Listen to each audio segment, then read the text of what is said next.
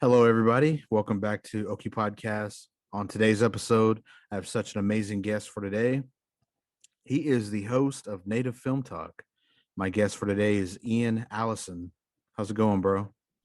It's going fantastic, man. Thanks for having me on the show. Thanks for having me. I'm a big fan of yours. You've been cranking out episodes like crazy, and um, thanks to you, I had Riker Six Killer on my podcast. Had I not listened to Oh, yeah. yours, that was your first episode. Had I not listened to that, I would have one never known who Riker is, but two never would have had him on my show.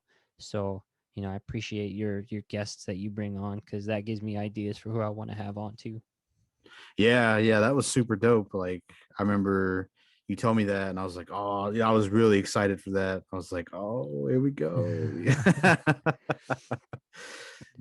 Yeah, well, I'll go ahead and introduce myself a little bit, and then we'll just get right into it. So my name is Ian. My full name is Ian Allison, um, from Tube City, Arizona, Navajo. It's on the Navajo Res on the western side of the res. Um, yeah, I was born and raised there in Tuba City. Graduated from Tuba City High School. Went on to Dartmouth College after that. So I went to New Hampshire for college, and let's see, graduated in 2010, like environmental science, Native American studies. So I was like a double major. Didn't know what I wanted to do. Came back home. Everyone was like running off to the big cities: Boston, New York, L.A., Baltimore, all this, DC area. And I Mhm. just went home. I didn't know what I was doing in college. I just I was the town's Hail Mary. They're like, go get your education, go help your people. But I didn't know anything about like getting internships lined up and getting um, my resume ready and getting all of my stuff ready for like, starting to apply for work your spring before school, all that, or before you graduate, all that crap. So when I was done, I didn't have anything. I wasn't going to med school or law school like everybody else. So I just went home and I started working at the plant nearby. Just working on the railroad, man. Like I had nothing. There was no jobs in 2010. I applied for everything: academic advisors, academic counselors, any entry level position. 2010 is like kind of rebounding from the '08 market crash, and so Mhm. people were just like the market was very specific. They were looking for. They're like, college grad with no experience was pretty rough. Um, and I just got in as a laborer basically, and then started working in safety, and I've been doing that for 10 years. So I bounced around, lived in New Mexico for a bit in Albuquerque. Followed my wife out there when she was going to grad school, and then when she was done, she's like, "We're done with grad school. Let's go back home," because she's Navajo too, from Mhm. like the Winter Rock area. So Arizona's home for us, so we wanted to come back and came back and started working where I'm working and still in safety. Actually, I'm in supply chain now, but so what's interesting about my podcast, why I bring all that up, it's kind of a long-winded thing, is Mhm. my entire life after college, my identity never gave me anything like in my work. I was just if anything, I was a diversity statistic, like I wasn't, nobody ever asked me for my opinion. Like it never enhanced my work. I mean, you could make the argument that my background framed my work ethic, but like there was no reason for me to bring up me being native in a conversation in my job because I was doing occupational safety and health. It's like it's not relevant unless you're working with Navajo people, which I was, but that's more of a connection and relatability thing. It's not enforcing standards. It's not helping the work. And so I always felt this void, um, of just like, I'm native, I'm a res kid at heart, but I could never connect back to that piece of me, because I was just in corporate America, basically. And so I was always looking for that avenue to try to exercise it. So I started a podcast way back when I was at New Mexico, uh, at Albuquerque. It was called Bringing Solutions Home, and it was like a part of a grad school project that came up with it, and it was just basically like almost like, I don't know whose podcast is similar.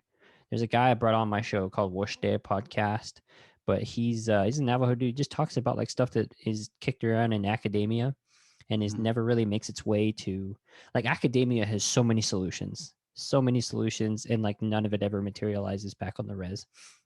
And so I'm like, why aren't we talking about this stuff back on the res. And so I started a podcast on that. And that gave me like, I felt whole again, you know. But back then I didn't know what a RSS feed was. I didn't know how to do any of this. And thanks to a buddy, and so that fizzled out quick. And then came back, and you know, in my line of work, I found a guy. His name's Sam Goodman, who I co-wrote a book with, and who is a podcaster too. And because of him, I was on his podcast for safety, gosh, 5 or 6 times. And because we meshed so well, he was just like, "Hey, we should write a book together." And so I Mhm. wrote a book recently with him called the Safety Sucks Manifesto, and that came out like 2-3 months ago. But through him, he was just like, "It's not hard to do a podcast." He's like, "Look at my what I have here." He has a gorgeous studio, but he's just like, all you need is, and he just like USB mic and creates a host account and just do it, whatever sounds interesting. I had like 3 ideas for a podcast, and he was just like, "What's that one you were talking about with native film? That is unique. That sounds interesting. You should do that." And he's very much like a, why aren't we working on this now kind of person, of just like, no, too much. I get like analysis paralysis where I like wait to do an idea until it's fully formed and fully planned. Whereas him, he's like, just do it, figure it out on the fly. So that's what I did. I watched Parasite, and I'm like, why is there native representation in this movie? This freaking random Korean film, and nobody's talking about it. I saw a few like articles about it, and so I just made an episode on that, and Mhm. started from there.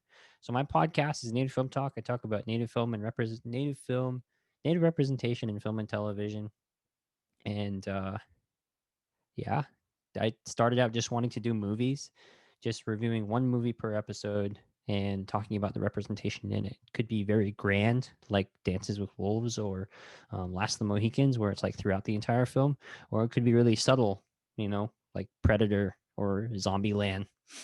Yeah. Um, and so just, I just find it fascinating that nobody talks about native film or native representation in film and television. Come November, you hear about it.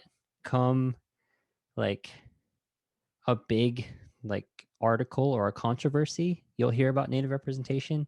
Ridiculous Six, the Adam Sandler film, when that shit went down, like you heard about native representation. When Real Engine, the documentary, came out, that was a great uh, documentary that like chronicled native participation in film and television throughout since like we started recording, people on screen with sound and without sound. And so I just was like, this is a great opportunity to just talk about it. And so I did. And I've been doing it for, gosh, 6-7 months now. No, longer than that. Almost coming up on a year now, which is crazy. Mhm. I have 36 episodes out now. And yeah, it's interviews now. I've added a bunch of interviews to my catalog instead of just movies. Mhm. Yeah, it's starting to. I've noticed that it's starting to transition into interviews now. And I enjoy both. Like, Mm-hmm. have you Yeah, go ahead. or what? No, I was going to say, I started out the first like 10 episodes doing just movies. I did Mhm. like dances. I did like Last of the Mohicans, Pocahontas, just the stuff I grew up watching. And then after a while, I feel like I was just saying the same stuff. I wasn't, but I felt like I kept repeating the same things of just like, I'm just doing old shit, like what's on the horizon now. Like it's fun to go back and look at the older movies and say like, point out what's wrong, what's right, what's acceptable. Mhm. But then I started asking myself, like, why do we just hold on to these? Like, why in 2021 we're still fucking talking about smoke signals? Like, Mhm. when's the next big thing coming out?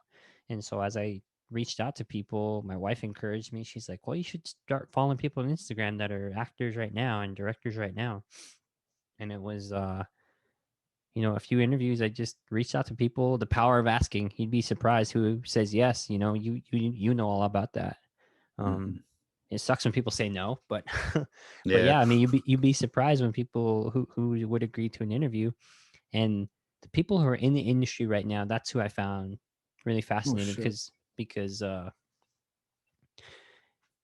that's what I want to know is like what is on the horizon. Is it better? Is it because native people we like to think we know about what's going on, like why we keep seeing like the leather and feathers period pieces over and over in film, why the stereotypes exist. But I want to hear it from someone who's like in the industry or really close to it of like, why do we keep seeing that? Like, why are there no native writers? Why are there no native directors at the major motion picture level? You know, like, of course, they're Mhm. out there doing independent work and living from grant to grant kind of stuff, you know, but it's just like, where are they? What are they doing? And where can we find their work? And yeah, because I'm just a film lover. Like, I didn't major in film at all.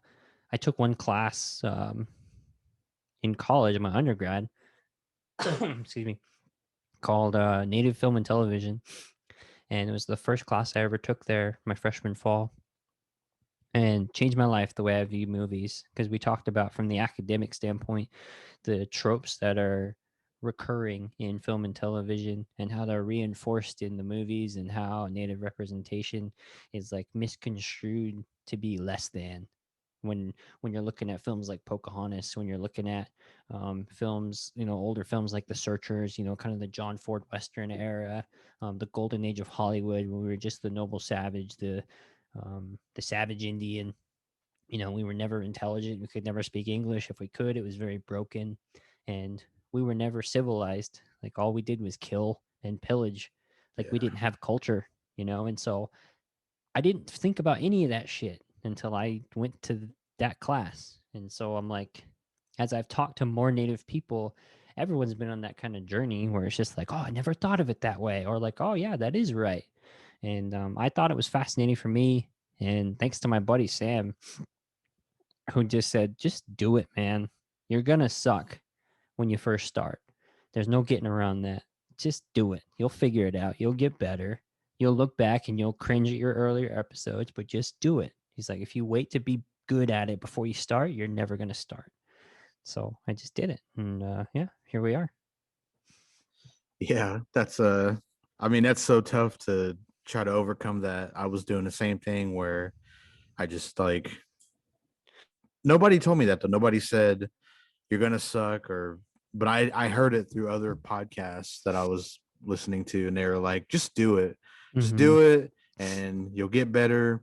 And when I started it though, my boy James from the Right Potatoes, he was like, yeah, he goes, giving me some pointers and stuff. And he was like, just keep doing it, man. He's like, just keep doing it. He's like, you'll get better and you'll be surprised at how much you'll grow. Cause damn, they're already in their year. Like they've been doing it for a while now. Mm-hmm. And so he was telling me that, and I was like, okay. So I just kept doing it and doing it, even though I knew like there was so much dead air sometimes, or I was nervous, or they were nervous. So I mean, it was. But now everything's like really cool, and it's a good vibe, and I mean, I'm happy I did it, man. Happy you did it too. Yeah, thanks. It's hard. It's hard when you start. When people are like, "Oh, I just found your podcast. I listened to your intro episode." I'm just like, "Don't fucking do that. Like, don't listen to my first episodes." Oh yeah, I listened to your first two episodes. I'm just like, "Oh God, why would you do that?" Because it's like you listen to yourself the first couple of plays. I mean, you don't think you're nervous, but Yeah. you just sound different. You know, I wasn't nervous at all my first couple episodes, but we are talking about that dead air space. Like right now, my format is unless I'm an interviewer or unless I'm in an interview, I have like a lot of show notes where like I build out everything I'm going to talk about. And that helps me with not having my dead air space that you're talking about. My first few Mm, episodes, I had to do a lot of trimming because I would sit there and just like stare off into the ceiling and be like, what am I trying to think of now? And then yeah. I have this whiteboard behind me. I wrote down all my topics I was going to talk about, and I'd be like reading and trying to like think at the same time. And it just wasn't good. And people, but that's one of those things too that it helps to have mentors too.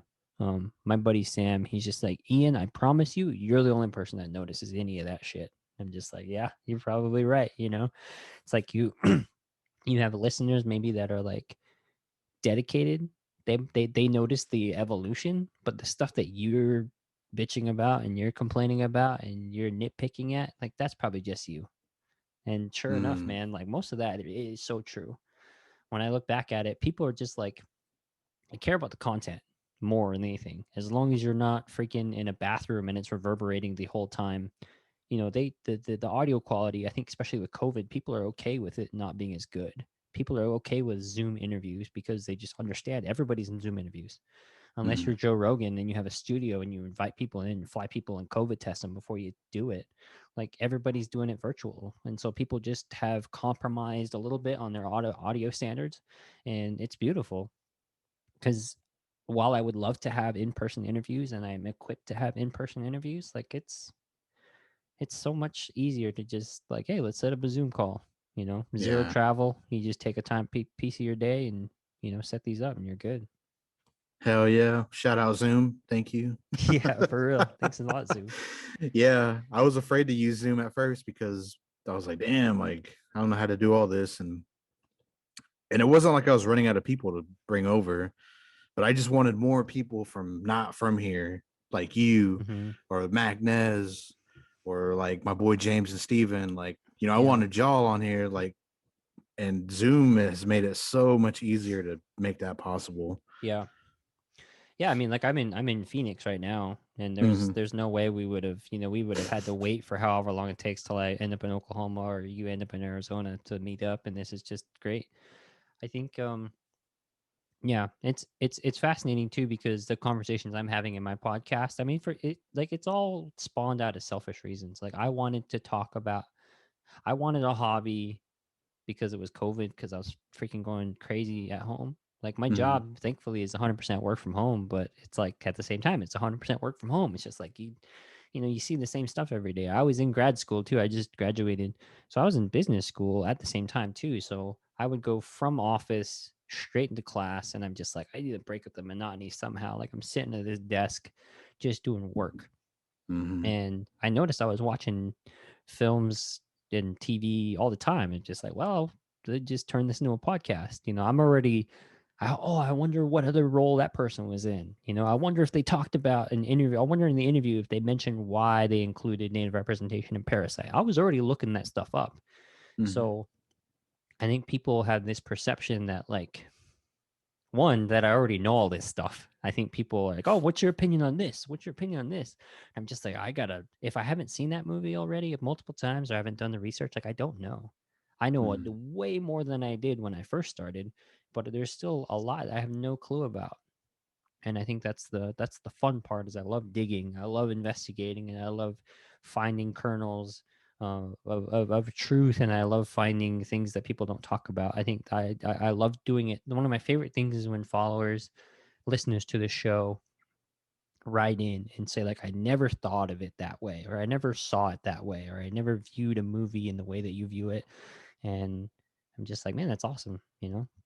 One, it's nice to be appreciated, but two, it's like you feel like if I wasn't doing this, nobody else would, and that feels great.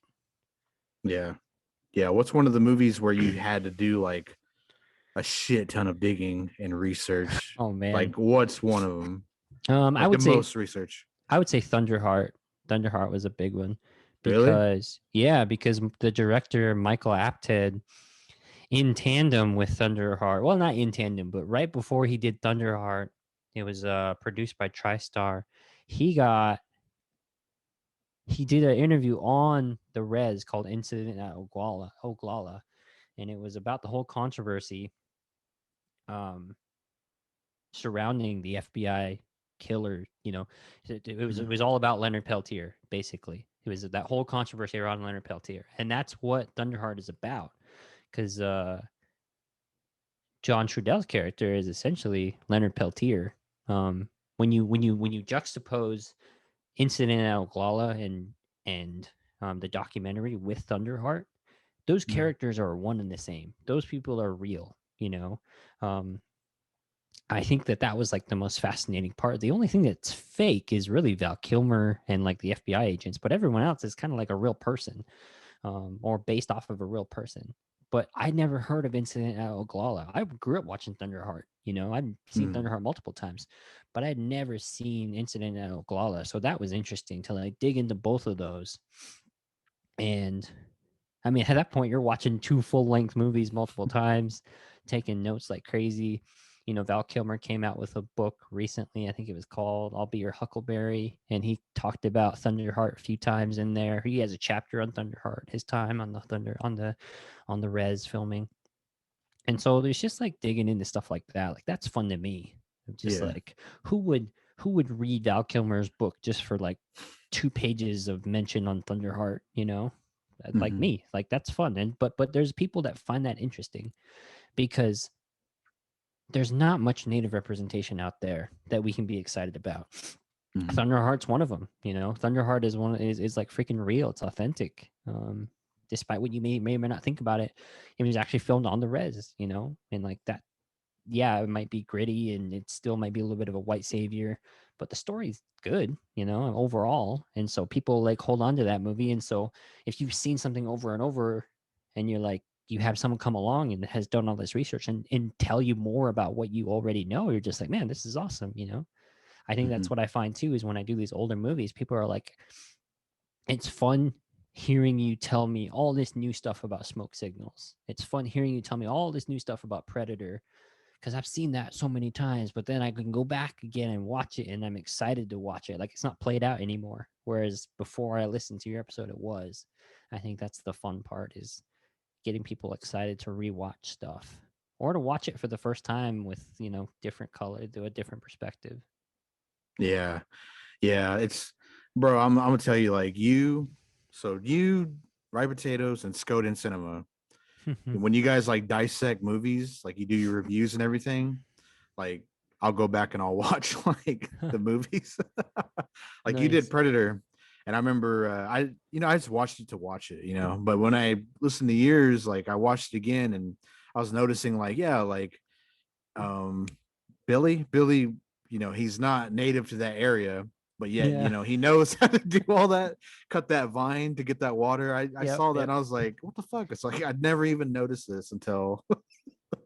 Yeah, same, same. You know, I was watching with my bro, and we were talking mad shit before the episode started, and that stuck out to me. I'm like, he cut that freaking vine at the beginning of the movie. Like, how did he know there was water in there? You know, there's like native shit. Like, it's South America. He's probably, yeah, it was just odd. There's like weird stuff like that that you don't take a second glance at, but when somebody points out, it's like the FedEx arrow. You know, it's like you can't unsee it when someone tells you. And I love Mhm. that. That's like a piece of my podcast. I think what sucks though, and I'll be honest, is I get exhausted with with the work because it isn't my job. It's Mhm. all of like it isn't my job. I don't get paid off of this. Yes, I get people that appreciate my work, and yes, my listeners are growing, and yes, the people that subscribe like are growing, and I get more reviews. Like everything's all positive, but it's a lot of work.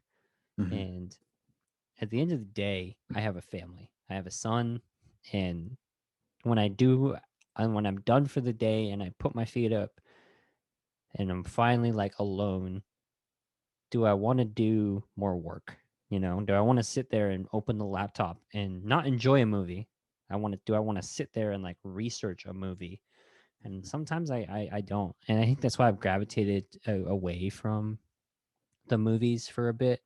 Mhm. To just like I love doing interviews because there's zero prep work. I just gotta look up their IMDb or I just gotta like look up a few stuff. Like I can carry a conversation pretty well, and I still make notes for like here are the top 10 things I want them to talk about for sure. Mhm. If we get to them, great. If not, whatever. But so it's not like it's just a casual conversation. Like it's definitely guided, but that's why I like doing interviews too. And I think right now I'm just at this place where I just need to get back out there and start doing the movie, research again. I finally found the love for it again, I guess, because it took it for a while there. It was a lot because I was ambitious. I was like, oh, episode a week, and that's a lot. And I was doing it. I was hitting my mark every week, and it was just like, man, looking back on it, like, what was I thinking? Damn. How much work goes into one episode? I would say watch time, research time, and everything, and record time, like 8 to 10 hours. I'd say 6 to 10, somewhere around Wow. there. It's a lot. It's a lot. Um, Especially when you're because okay, so I can go a little. This is like people who really listen to the show will appreciate this, but if you don't, I apologize. But like, let's look over Zombieland. Here's a universal one. Let's go over Zombieland. Has zero Mhm. native representation except for that one scene when they're driving to Pacific Playland and they stop in the middle of the night at that roadside, arts and crafts store, and they trash the store. Mhm. Um, that one scene, all you got is that one scene, that 3-minute scene.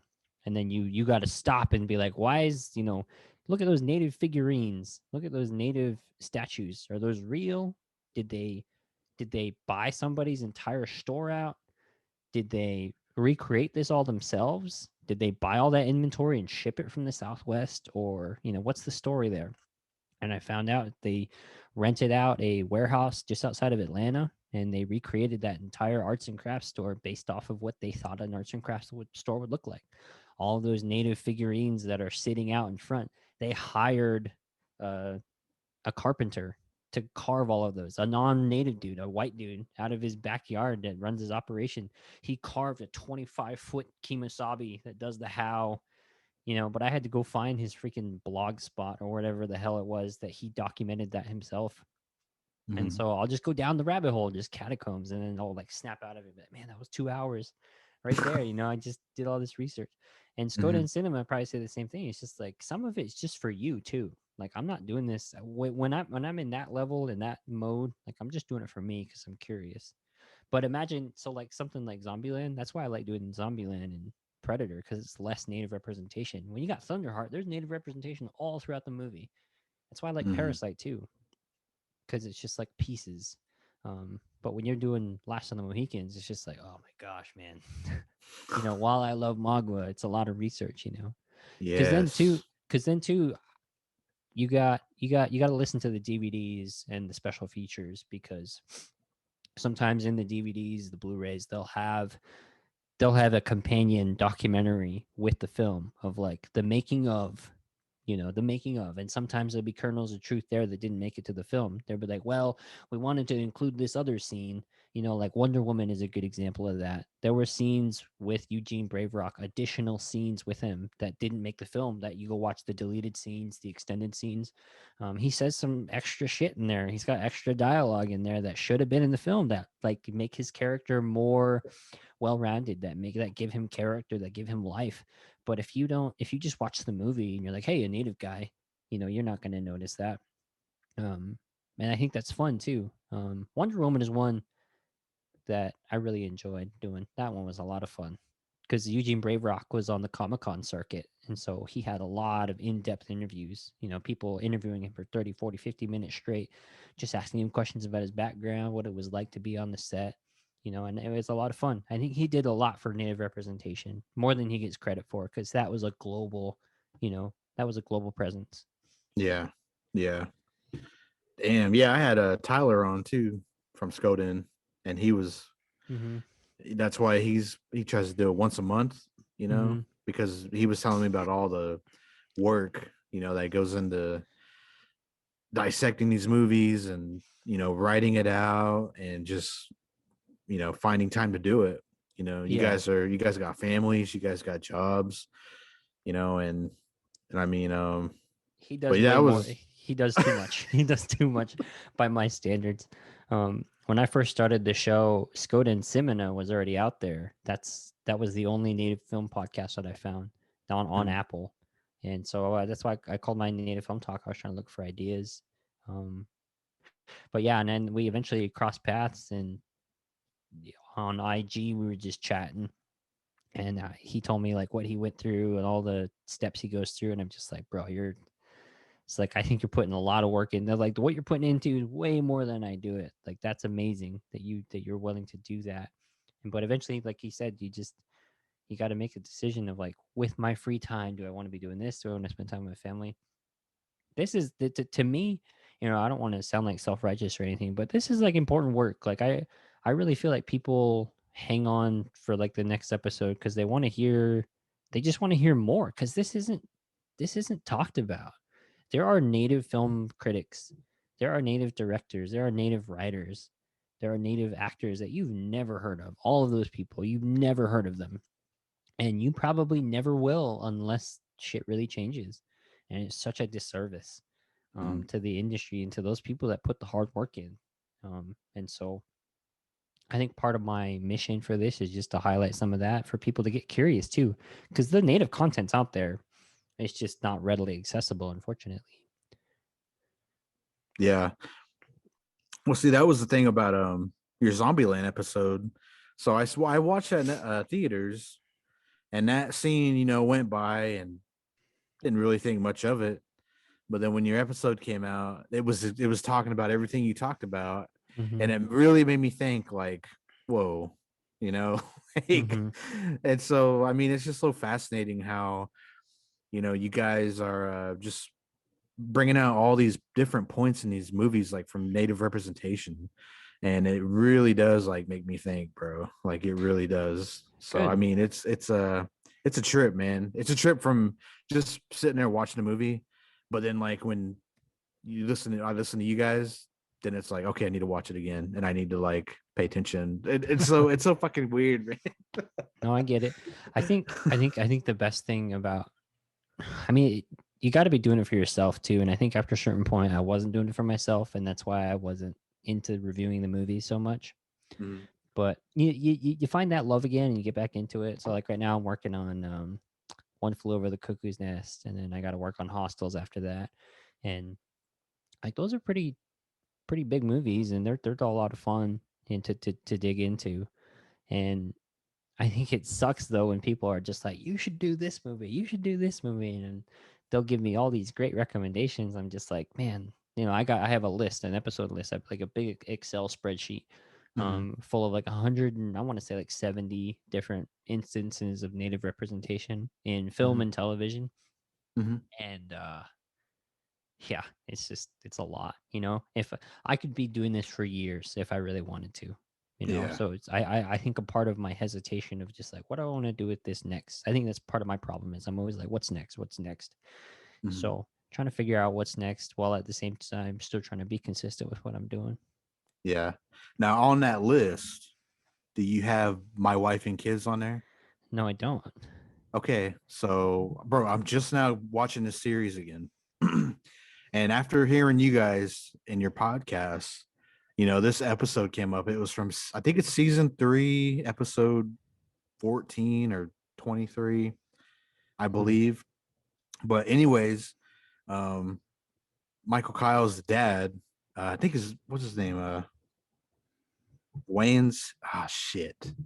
Damon Wayans. Damon Okay. Wayans. And so they're doing the whole scout thing, the Girl Scouts. And so, they're doing the backyard thing where they're camping, and they're doing the native thing where he's acting native and he's talking like real, like just that old, like stereotypical shit, that they did back in the day. And bro, Mhm. like I didn't know if like you ever seen that season or that episode, but I think you should check it out. Nice. It's on Hulu right now. Nice. So that's the kind of stuff that makes me want to do YouTube. Mhm. Like when I like if you like Saved by the Bell had their running Zach episode, I Mhm. want to go back and watch stuff like that and like clip it out and talk about it Mhm. and review it because Brady Bunch, same shit. They went to the Grand Canyon. It's got like I think I posted it on my Instagram the other day. Mhm. Um, they're saying like oh I don't know, just saying like, oh, this is how you say Grand Canyon in Indian, and they're like, oh, that's a good job there, and just like this and that, the other. I remember distinctly though, their dad in that episode was like, "Yatta kids." I'm like, what? That's how the local natives Oh say hello. no. Yatta. Oh yeah, yatta dad. Yatta son. Yatta. And I remember seeing that on because TV Land was a part of Nick at Night way back when, Mhm. and so I used to watch Brady Bunch as a kid because of that. And I remember watching an episode. I'm like, that's weird. Like, that's not how you say yacht. But, whatever. Um, and I think that, like, that stuff is really fascinating. Is like the Mhm. really subtle native. To me, period pieces, like, people want me to go, they have some interest in doing recaps on, like, period pieces. Mhm. But unless it's like Magua or, you know, I don't know, The Quick and the Dead. Like it's not interesting to me. And Mhm. that's me personally. Like if Mhm. somebody asked me to do a western, and like it's just not interesting. Like I personally hate westerns. Maybe not hate. Hate is not the right word. I just the genre I don't appreciate. Like I never really got into the Western genre. I think because Mhm. my entire family loved Westerns and I just couldn't stand it. Maybe there's like a subconscious piece where it's like the Cowboys and Indians trope is just hurtful or something. I don't know what it is, but I just never glommed onto Westerns. Mhm. Um, where was I going with this? I don't recall, but yeah, it's gosh. So I really don't remember where I was going with that. Lost my train of thought, man. Lost my train of thought. Sorry about Uh, that. oh no, you're talking about the period pieces aren't for you. You don't. Yeah, so Yeah. the period pieces, they're just not something I'm interested in. I like to Mhm. review things that are like the Brady Bunch, like My Wife and Kids, like what you mentioned, where it's just like you weren't expecting to see natives, but you got natives. To me, Yeah. that's more impactful because people aren't there's a certain type of person or a film lover or a moviegoer that's going to go watch a movie that is on the nose native representation. But I think it's more impactful to non-natives, especially when they see stuff like in Saved by the Bell. I'm sure somewhere in the Fresh Prince, there's got to be native representation Mhm. somewhere. Like there's this shit like that. It's just like peppered in casually. It just comes and goes. But for some people, that could be their only interaction with native people their entire life. Mhm. And for us, we're blessed to be near our homeland, or at least maybe not our homeland, but near our res, where we see native people all the time. There are other people, especially when I went to Dartmouth, where it's like, wow, you're the first native I ever met. Or like, oh, I Mhm. didn't know you guys are still around. And I think for people that don't live near reses or don't know that there's a res near them or have a big native population, like to me, it still blows my mind. There are people that have like never met a native in the States and they probably never will, but they go and watch My Wife and Kids and like, oh, that's what natives are like. Still stuck in the past.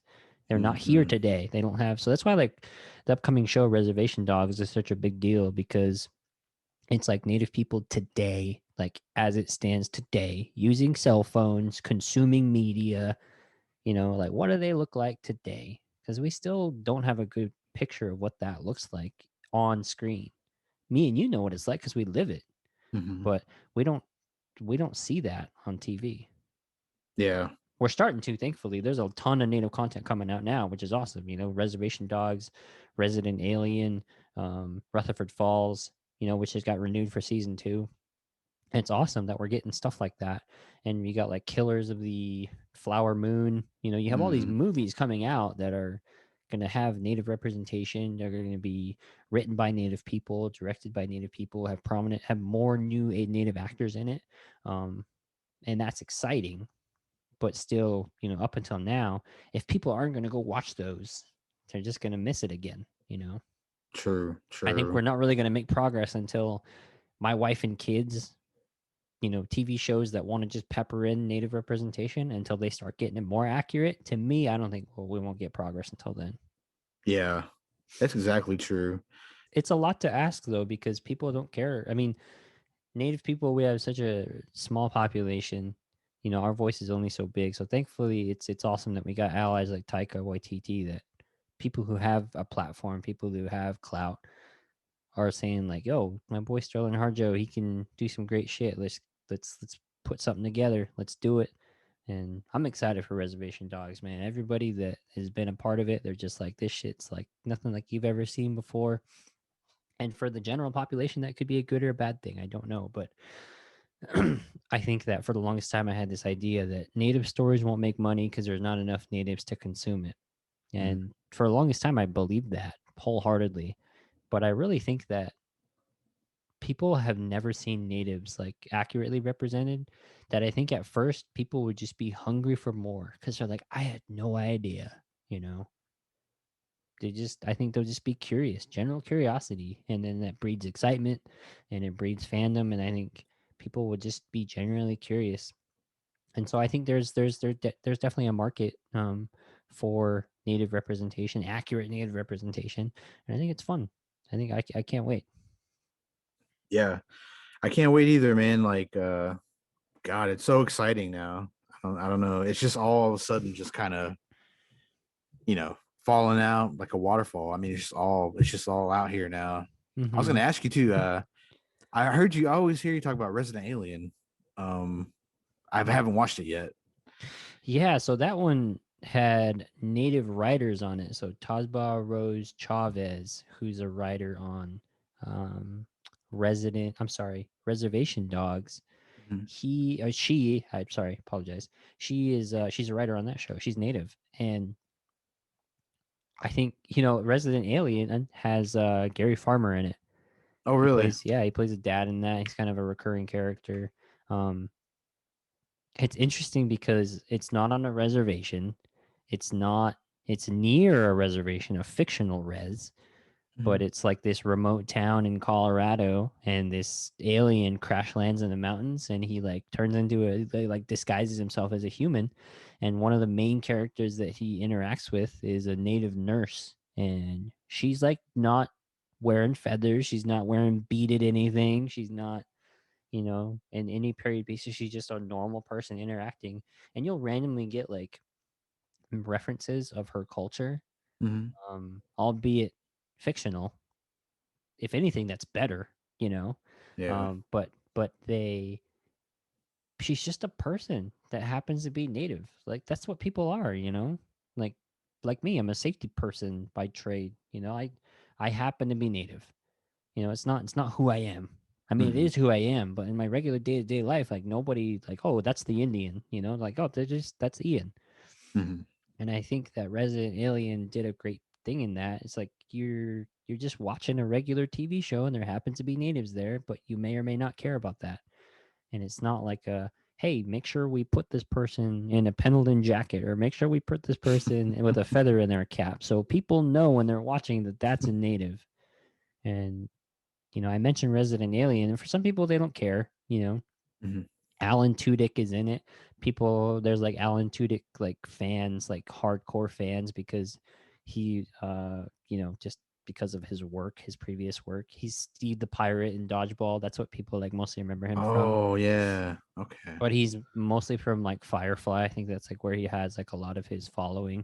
And Mhm. like what is his name? Tucker and Dale versus Evil. He's Evil. from that one. Yes. Yeah, so if you're a Steve Tudyk fan, Resident Alien's great because he's the main guy. He's the one who plays the alien. But yeah, it's a solid show. You watch it and it's just like there's no cringe moments for Mhm. natives. You watch it and they have like smudging in there and it's like done gracefully because they have a native writer and you can tell they actually did it with care and it's pretty cool.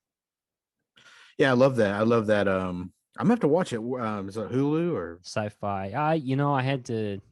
I got the hookup for an account to go watch it, so I don't know how Oh, you I don't know how you get sci-fi.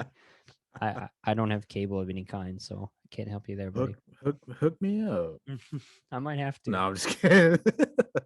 I have to catch it, man. That sounds really cool. I love that when natives are just regular people just living living there, and yeah, they don't have to wear a fucking Pendleton jacket or a fucking feather on their braid or something, you know? While some of us do that, those are tryhards.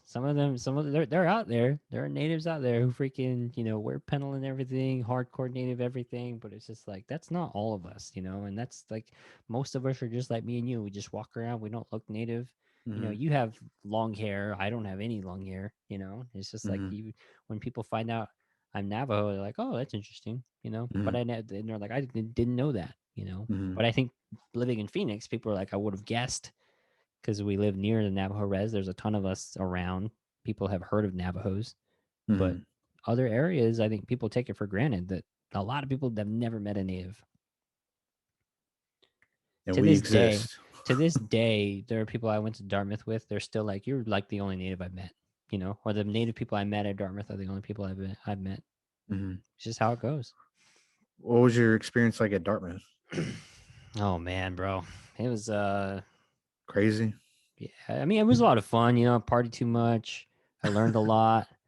I went to Dartmouth specifically because they have a big native population. It's one Mm-hmm. of the Ivy League schools that, when it was founded, Eleazar Wheelock founded the college in 1769 because he wanted to educate the natives in the area. So Mm-hmm. Dartmouth College was actually founded for native education. And so because of that, a president, handful of presidents ago at Dartmouth wanted to kind of invigorate that mission to hire Native people. So they have a Native recruiting office. I mean, it's like one person and like one other person. They're like two people, but they Mhm. specifically go and recruit natives. So they came to my high school, and I actually was going through a summer math and science program where I already knew about Dartmouth. It was like a summer immersion program all throughout high school, and it was in Andover, Massachusetts, at Phillips Academy. And so I went there for summer schools while I went to school on the res during the regular year. And so I already knew about Dartmouth, and I applied, and I went specifically there because they have a lot of natives. There's more natives at Dartmouth than there are at the other Ivy Leagues combined, and it's still only like 150, but it's way more than are present anywhere else. And so Mhm. Dartmouth has a history of native mascots, and so that's something that was interesting. I didn't know about that until I got there. We're the Dartmouth Green right now, Mhm. but we used to be the Dartmouth Indians. And Really? Dartmouth has a long history of legacies. People who have, like, my dad went here, my grandpa went here, they're donors, so we get in, kind of thing. Like, just the Ivy League, I guess, like, stereotype, like, that does happen. Like, there are Mhm. people who are legacy students. And so imagine, like, Redskins fans now that are still alive. They're like, my entire life they were Redskins. I still got my jacket. My dad took me to a game. They were the Redskins, the Skins ride till I die. Mhm. When they have kids, and do you think they're going to be Washington football team? Maybe, maybe not. They might still give their jackets with the Redskins to their kids. Mhm. So it was like that at Dartmouth. Even though the Dartmouth Indian went away in the 80s, I think 70s or 80s, I can't remember which, those legacy students, they still get their dad's, old Dartmouth jacket with a Dartmouth Indian on the back. They still got Mhm. their old staff from their fraternity that has a Dartmouth Indian. There's still random, like, Dartmouth Indian head, I say carvings, um, like figurines and stuff, and randomly throughout the frats and stuff. And it's an Mhm. old college, and so finding that stuff and seeing, so it didn't matter to me because I had a stereotypical mascot in my high school, but it was all Navajo high school. So we were just like, or at Navajo and Hopi. And so we were just like, whatever, it didn't mean anything to us. So I never saw an issue with the mascots until I went to Dartmouth, until I saw other Native students respond to it. And I had a good awakening there at college when I saw other students that were like me. We played all Native schools, like, or all, like, mostly Native schools, mostly Navajo schools. I never I had friends at Dartmouth who,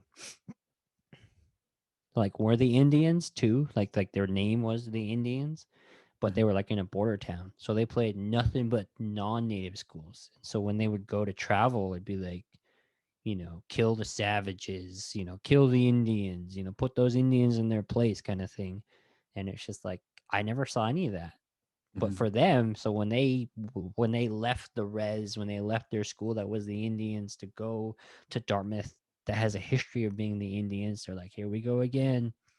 And it's worse because these kids of power, these kids are going to be somebody someday, and they're going to still think that we're just mascots. And so that was a big controversy my freshman year, where there was a big, like, solidarity movement, and, like, CNN came on campus, and it was a big deal, man, when we were Whoa. talking about, like, race relations and native representation. And because there was, like, cowboys and Indians parties being thrown that we didn't know about and shit like Holy that. shit. Yeah. And there was a newspaper called the Dartmouth Review. It was student run, and we had multiple instances where we were mad about the mascot. And even though the mascot was just being brought up by, like, some of the students, it wasn't the student body at large. This Mhm. mascot issue was big enough that this Dartmouth Review paper had this old white, black and white photo with this native person. It was a painting or a hand drawing, it looked like, of a native person running with a scalp.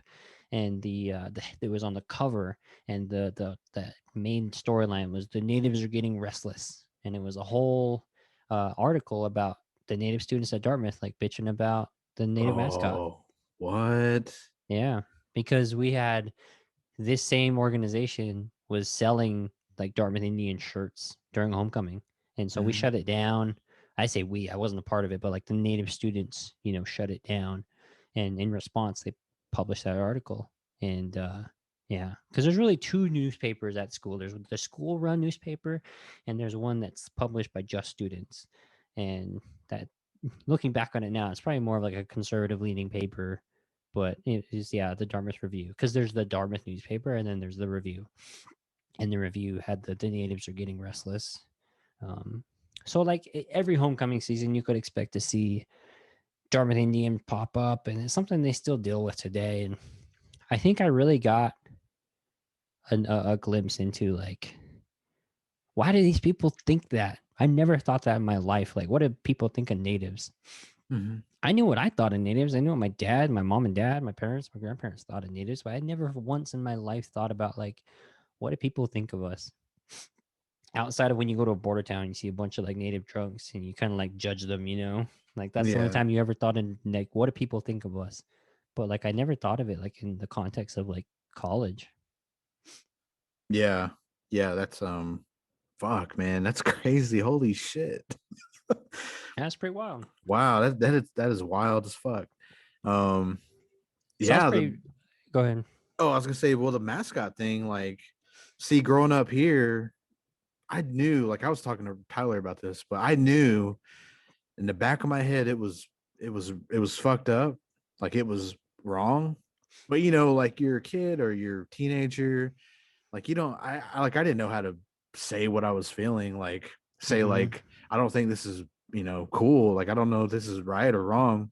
And then you got your older people that there was some of them that would speak up, would say, oh, it's honoring us, it's Yeah. it's cool, the Atlanta Braves, they're called that because they want to be brave like us or some shit like that, and then I left here and I went to school, and that's when I knew, man, that's when everybody was like talking about how native mascots are like this fuckery that is a joke, man. Like, that's not us, that's not us on a daily, dude. Like, we don't look like Mm-hmm. that. We don't cheese around like that. It's like, it's just some fucking crazy shit that's been going on for a long time. And It's tough. it's coming up. So it's interesting because people are like, oh, there's progress, there's progress. Look at the Cleveland Indians are going away. They're the Guardians. The Redskins Oh, are now the yeah. Washington football team. There's progress. We just, next we got to go to the Florida Seminoles. We got to go to the Blackhawks and blah, blah, blah. But to me, it's just like all of that is, yes, it's good.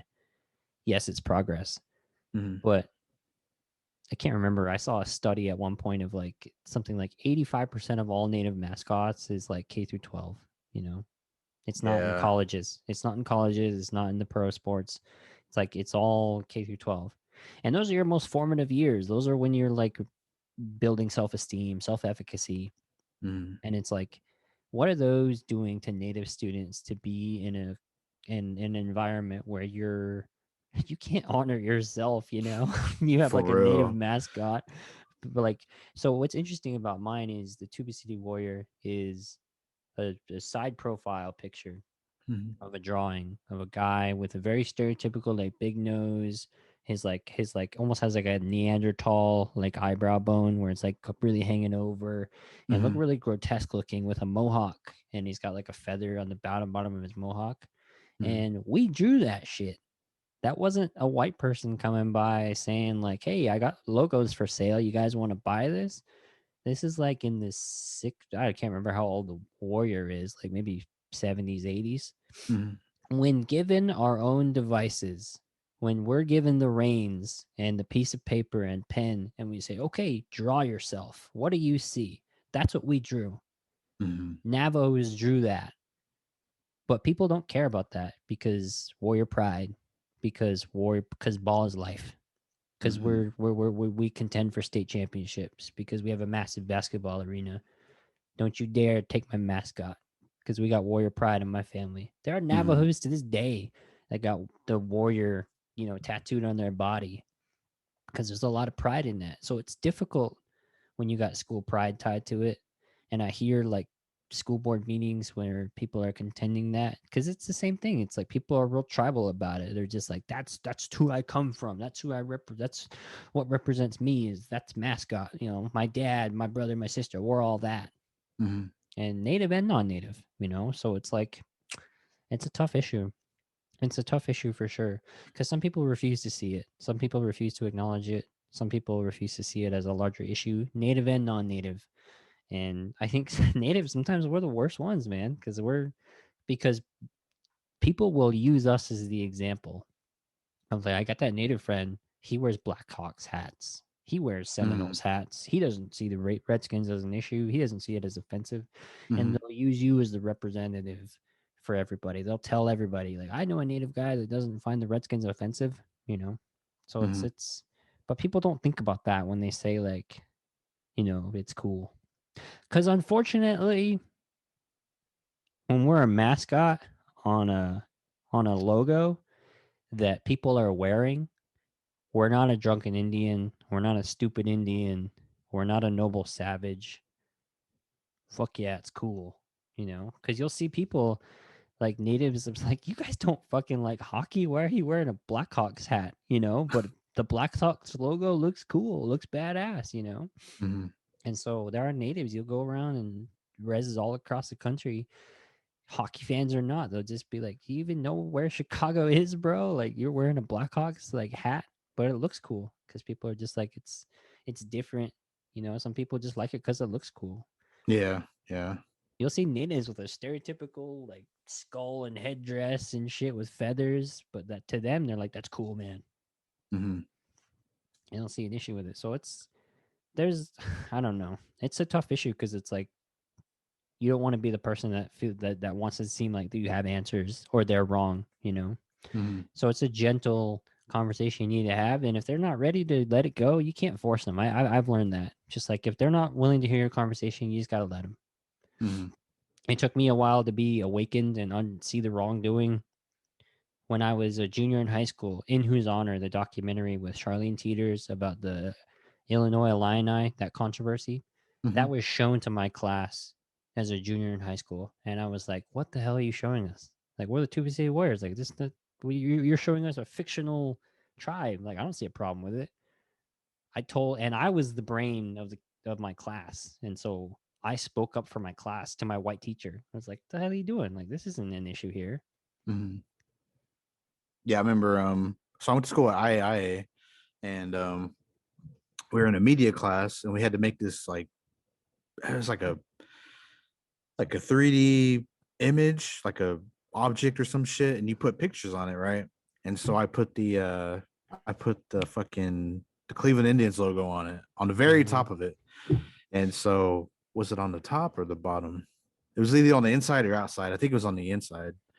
No, it was on the outside. It was on the outside because what I was saying was people would ask me like, how come you're putting that on there? And I was like, for me right now, like I didn't really know how to express myself because Mm-hmm. I was only 19 and I didn't really know how to speak about shit. And so I put that on there and my thing was like, I put that on there because I don't look like this.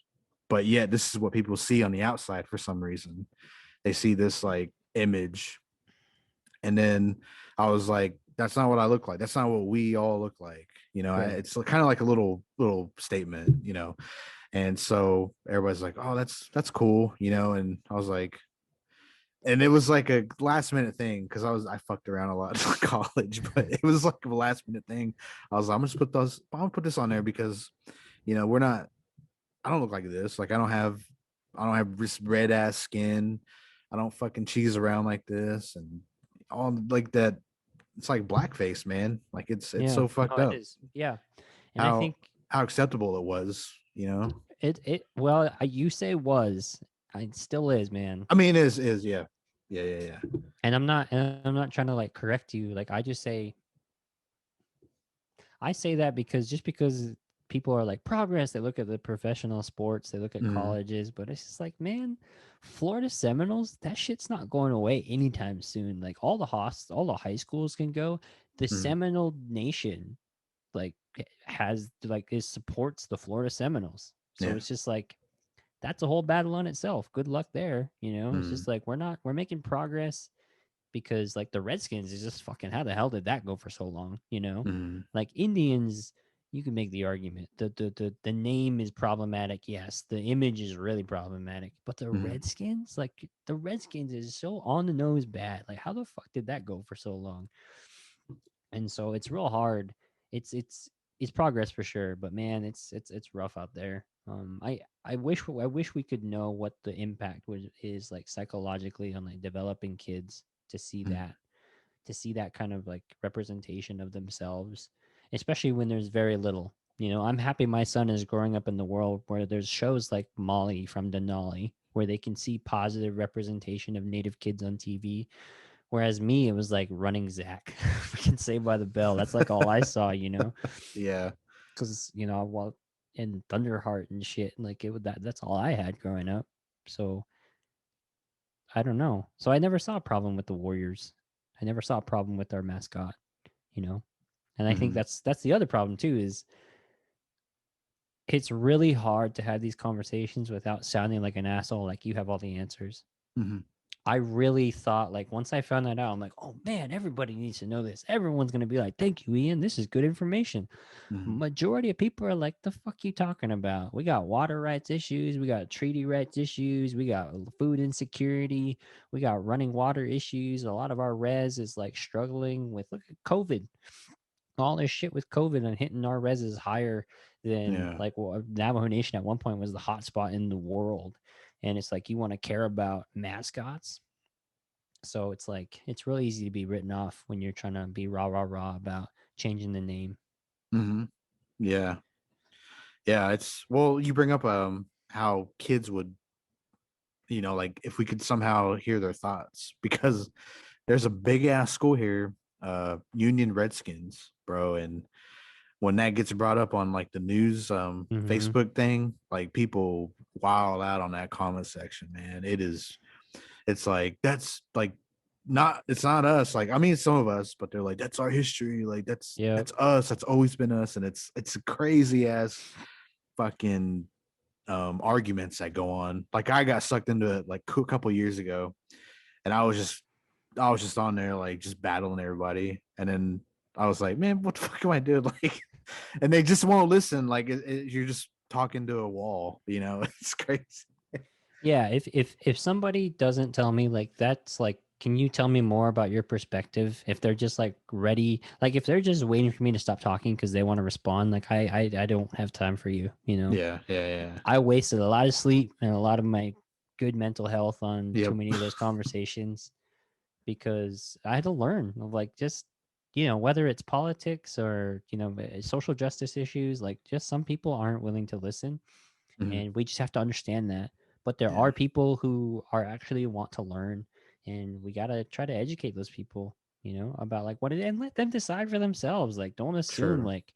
I think there was something I learned with mascots. It's just like if I lay it out and you're still like, no, I don't see the issue. I'm just like, okay, well, you know, if me telling you it hurts me, it hurts Mhm. people around me, and you and me telling you that like it's problematic, I know people that like when they see it, it brings tears to their eyes because of it brings back all these issues like historical trauma. It brings out these like it triggers them in different ways. It's like if Mhm. all of those examples, albeit anecdotal, don't elicit an emotional response to the degree that you say, okay, I see your point and I support you, then I'll see you later. Mhm.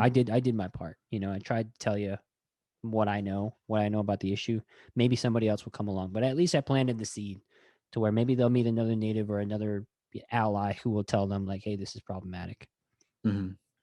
Yeah, that's true. Like I see that too. I think it's because I'm older now. Like I'm not trying to preach about it, and if it comes up, cool. Like we'll talk about it or whatever and plant some seeds. But I'm not gonna go out of my way to, Not stand up, anymore, man. stand up in your face and be like, look, this is how it, like Yeah, I don't have the energy for that now. I, for I think real. I think that's why I like my podcast because it's just me most of the time, and I'm talking to people who already. I'm not debating with people, like Yeah, about yeah. native representation. When people come on, I'm talking about them because they care about Native representation. They already see the lack of representation, and when we are represented, it's misrepresentation.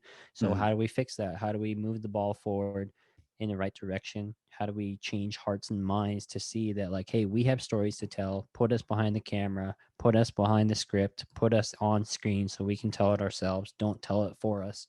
Um, and just give us a chance and we'll impress you. I promise you. And I think people, what's crazy is there's a ton of those people that want to have that conversation, Mhm. native and non-native. And I think that's it's really exciting. Oh yeah, yeah. It's really exciting. I mean, fuck, man. We got. I don't know. It's just gonna. It's gonna take a while. But you know how it goes, Ian. Yeah, you just something you definitely have to learn with age, and I'm sure I'm gonna look back when I'm 40 and be like, man, when I was 30, I was an idiot, just like how I look back at when I was 20. Yeah, yeah. but but at least right now, like, you understand that anything worth doing that takes time, or anything that takes time is worth doing. Mhm. Like, if you get a quick win, it's probably not real, and it's probably not what you think it is. So, like, stuff like this, I think, like success with the podcast, it's been slow, it's been gradual, but it is successful. I mean, successful to me, way Mhm. more than I thought. If you told me, I gave you the numbers that I have, the number of subscribers, the number of comments and reviews I have, if you could have told me that when I started, like, I would have been like, yeah, let's go. Mhm. I have like people that listen in from England and Australia and shit. And I don't say that to brag. I say that because it's like, how did that happen? I have no idea, Mhm. you know?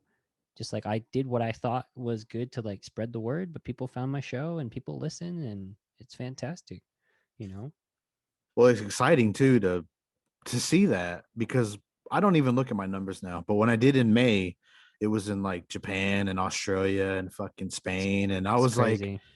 how? Like, who the fuck is over there? How did they find this? It's a question that I ask, and I brought it up on my show a few times. But yeah, it's not like I'm bragging about it. It's like I'm excited about it. It's Yeah. like it's it's it's so crazy to think. Our shows are over there, bro. Yeah, it's crazy. It's crazy to me too. Like, when you look at your stats page, when I first started, like, every day I was looking, Yeah, yeah, I'm yeah. just, but then after a while, you're just like, what the fuck am I doing? But, but after a while, you look and you're just, because they have those heat maps that tell you where your listeners are. Mhm. And when I covered the 50 states, that was a milestone for me. When I had a download in every state, that's when I was like, holy shit, this is crazy.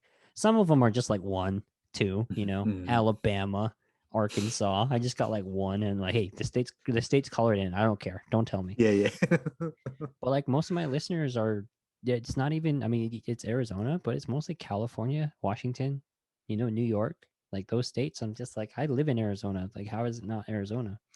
And Mhm. so it's crazy to see that people are just like listening, tuning in. Some people, I don't know, they just enjoy it. They just enjoy the research, the fact that someone's talking about this. Mhm. Um, because you think about it, smoke signals is like all we had for the longest time. That people would, because non-natives, we have movies that we enjoy that non-native people have never, like Black Cloud.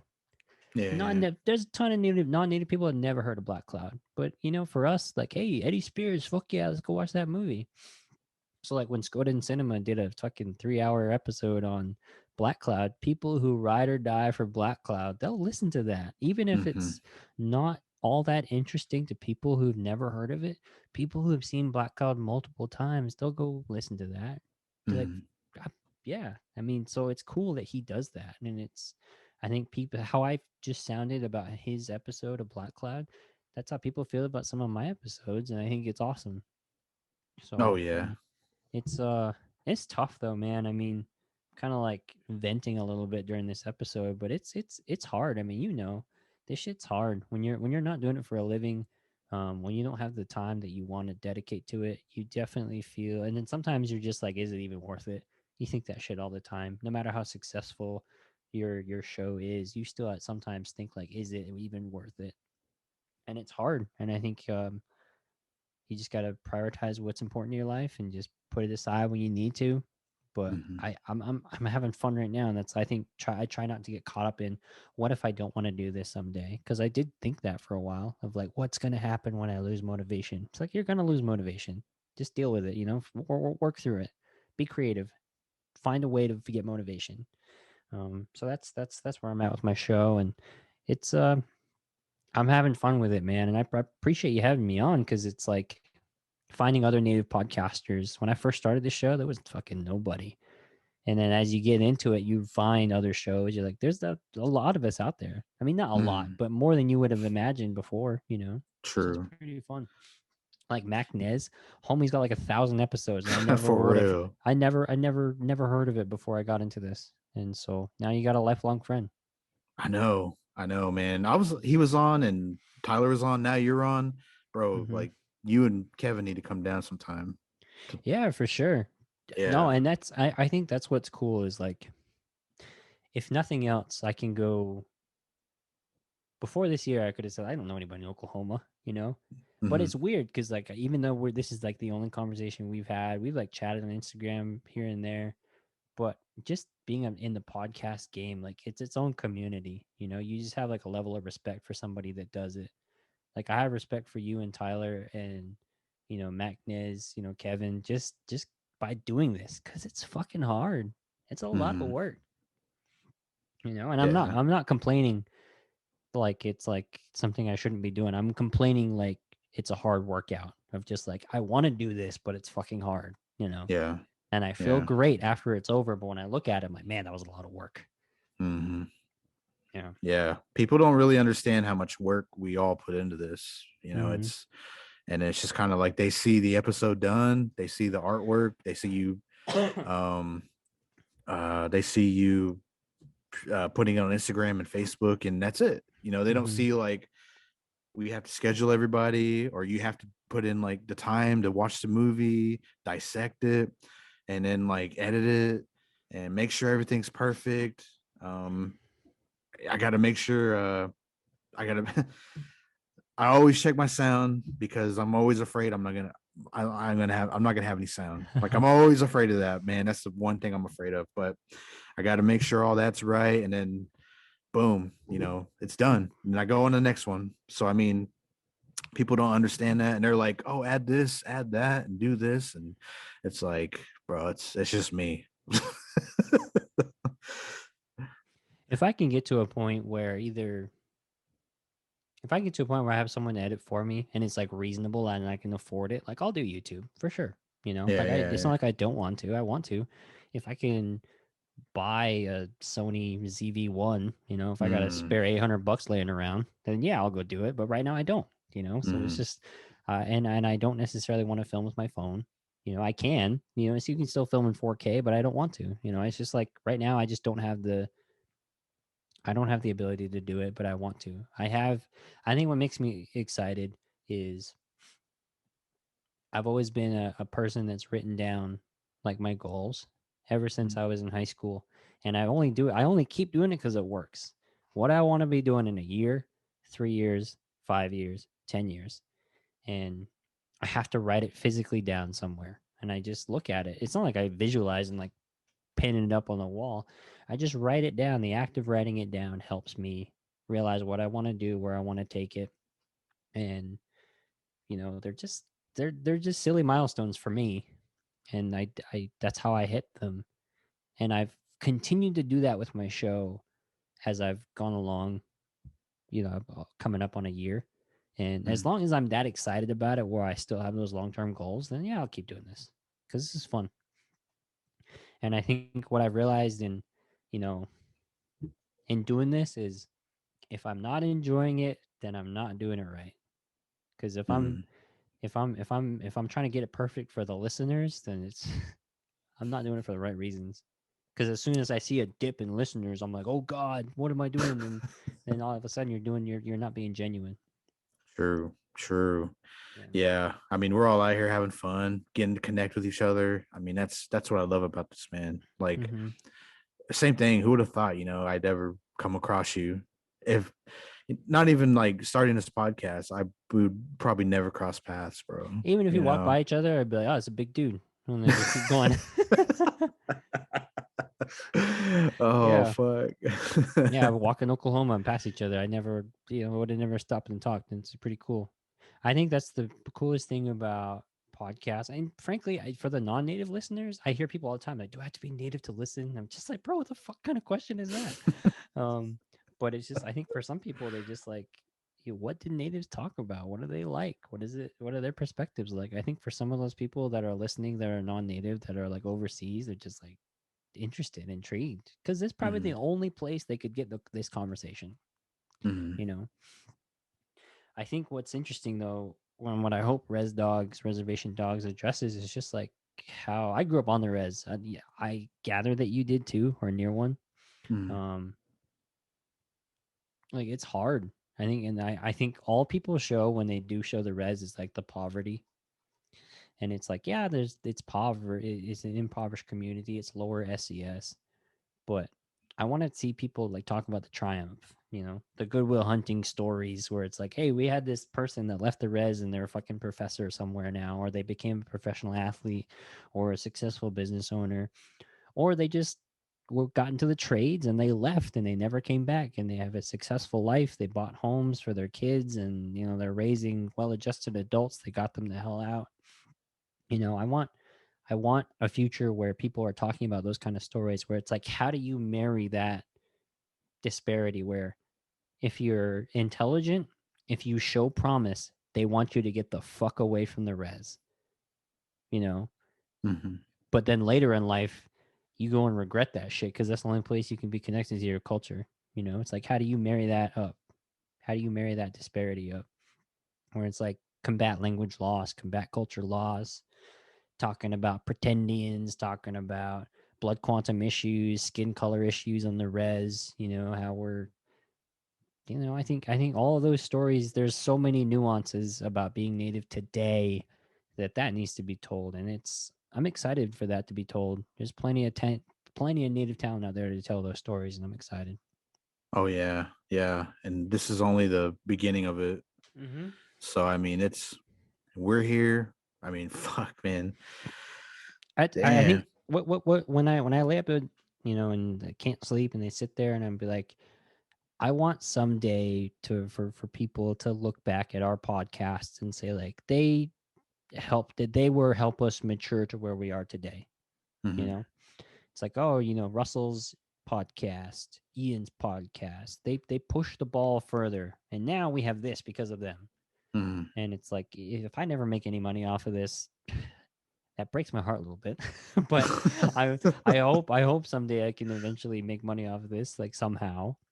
Mhm, Because I want to do this for a living. I want to be able to do this for a living. But if I never do, I just want to put enough effort into it for people to be like, I started podcasting, or I got interested in podcasting and media and criticism and film critics, whatever, um, film reviews because of that.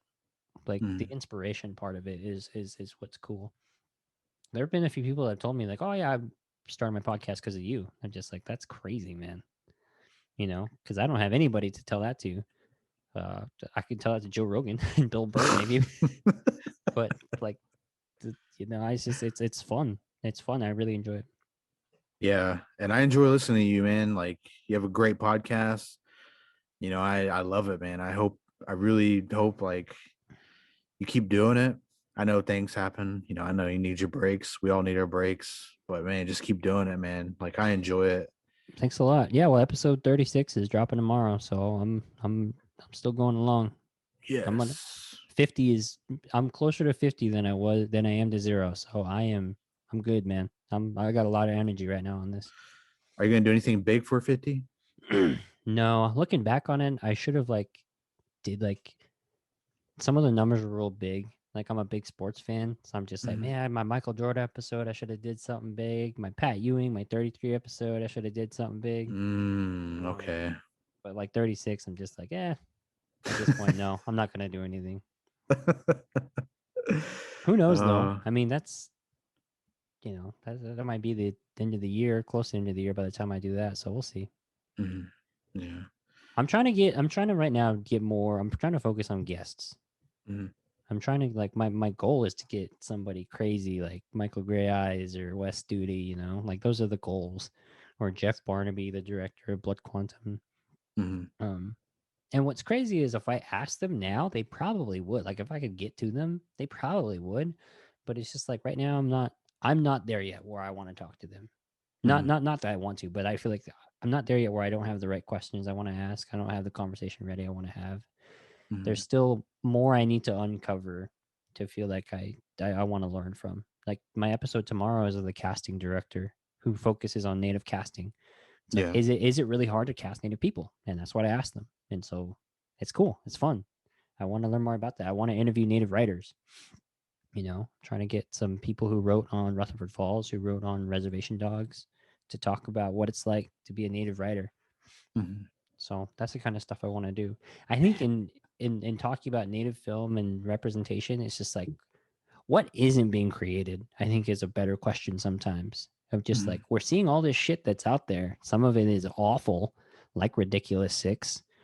But then like what actually makes it to a producer's table of like what scripts are handed to you and you're like, no, there's no market for this. And like that's the story that would change native kids' lives because they're like, oh, that's the movie that made me want to do this, or that's the movie that made me want to be an actor. That's the movie that, you know, whatever, you know. Mm-hmm. Um, what isn't being made? What are you trying to get off the ground that people aren't hearing? Like that's what I want to talk about now because Mm-hmm. there's tons of talent. There's tons of stuff that doesn't get greenlit. Yeah, I was gonna tell you. I just had Joseph Clift. Have you heard of him? No, but I saw that episode cover. You should hit He's a him up. film. Is he a cinematographer? He's a writer and a comedian. But I Okay. just had him on. But his name's Joseph Clift. He's on Facebook. You should have him on. He's a writer. He worked on Spirit Rangers most recently. Yeah. I'm excited for that one. Mm-hmm. Yeah, he's Joey really Clift. cool. He's Joey really cool. Clift. There you go. Okay, I remember. Yes. I follow him on Twitter. So yes, Oh, I do should you? know who he is. Yeah. He's really cool. Hit him up. I'm gonna have to listen to that episode for sure. That one comes out on the 11th, I believe. Nice. So yeah, but man, he's really cool. I think he'd be really great for your show. Nice. I'm excited for it. I'm excited for it, man. Yeah. But fuck, I was gonna tell you something else. I had an idea. I was gonna tell you after we're done, but shit, bro. You know, I don't want to take much any more of your time, but this was great. This was Yeah. great, and you're welcome back anytime, bro. You're welcome back anytime. Come back on. We'll talk about whatever. I'll look forward to it, man. I really enjoyed our conversation. Do you want to shout out your social? Yeah, so I'm on Native Film Talk on Instagram, Facebook, Twitter, and YouTube. And you can look me up. I'm available on my Native Film Talk podcast is on YouTube, Spotify, Apple Podcasts. And yeah, check it out. Leave a review. I'd appreciate it. Yes, sir. Everybody, please go check out the homie Ian Allison. He's the host of Native Film Talk. Please go subscribe, rate, review his podcast. It helps out so much. Give him a follow on Facebook. Instagram. Go follow him on Instagram. Man, he's got great content, guests, whatever, man. He's doing it all. Nice. So I guess until next time, everybody. Peace.